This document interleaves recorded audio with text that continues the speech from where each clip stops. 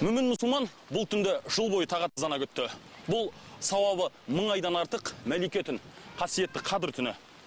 Ислам қалыптастырған өміршең қағидалар бұл түнді кірпік ілмей, құлшылықпен өткізген пенденің Алла тағала тілегін қабыл етеді дейді. Баскенттің барша мұсылман қауымы бүгін қаладағы барлық иман ордаларына ағылуда. Бізде сауабы санаусыз осынау түнді Астанадағы Әзірет Сұлтан мешітінде өткермекпіз. Жаңа мешіттің даңқынан ба, әлде басқала тұрғындарының иманы беки түскені ме, бұл түні мешітке жиналған қауымның қарасы аса мол болды. Иық тіресе тұра қалған жамағат сәждеге бір уақытта бас ұрған кезде Әзірет Сұлтанның 5000 адамға лайықталған үлкен залы тарлық еткендей болды.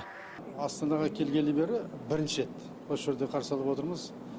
Бұл кештің түннің өзі ерекшелігі де сонда. Бүгіні мен тілейтін тілегім біреу. Еліміз аман, жұртымыз тыныш болсын бір.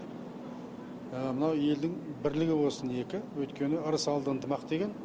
Осындай дәулетке жетіп атқанымыздың барлығы да ырыс алды ынтымақтың арқасында болып жатыр осындай. Алланың елшісі пайғамбарымыз Мұхаммед кімде-кім бұл түннің артықшылығына сеніп, Алладан сауап үміт етіп, құлшылықпен өткізсе, оның өткен күнәлері кешіріледі деген. Әрине бұдан қадір түн тек күнәдан арылу түні деп ұғу қате.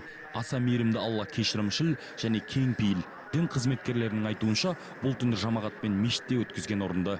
Тіпті осы түнді әдейілеп Әзірет Сұлтанды өткізу үшін шалғай қалалардан келген меймандар да бар екен көпшілік арасында.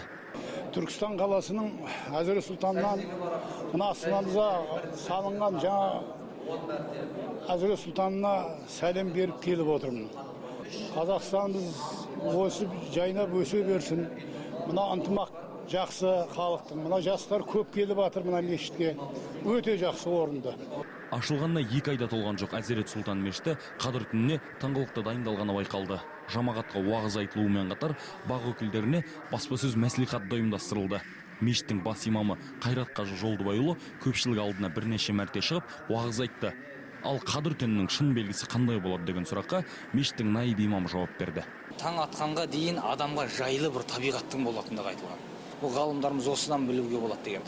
Бір адамға самал желді, әдемі бір жайлы болып тұратын болса, адамның көңілін табатындай бір ауа райы болатын болса, немесе адам сыртқа шыққанда сол ауа райы өзіне ұнамды болатын болса, сол түн қадір түн деп есептеледі. Сол уақытқа дейін жалғасқан түн адамға тыныштық, есендік беретін, рахат және жайлы болуы. Осы мәселемен есептейді көбінесе. Жанға жайлы қоңыржай самал тербетті бас қаланы. Қадір түні өтті, тамылжып, тамыздың таң атты. Шариғат Ләйләтул Қадырдың қадір қасиетіне тоқтала келіп, бұл түні жер бетіндегі барша пенде атаулының бір жылғы тағдыры қоса жазылады дегенді айтады. Атыраудан Алтайға дейінгі атырапқайы қазақ мемлекетінің де бұл түні бір жылдық тарихы жазылған анық. Алла тағала оң назарымен қарап, Қазақияның тағдыр парағына кілең бір жақсылықтар жазылса деген тілек бар бізде. Алла тағала алашқа пана болсын. Ассаламу алейкум рахматуллахи ва баракату. Алмас Алтай, Қайсар Тұрлыбеков, Астана телеарнасы.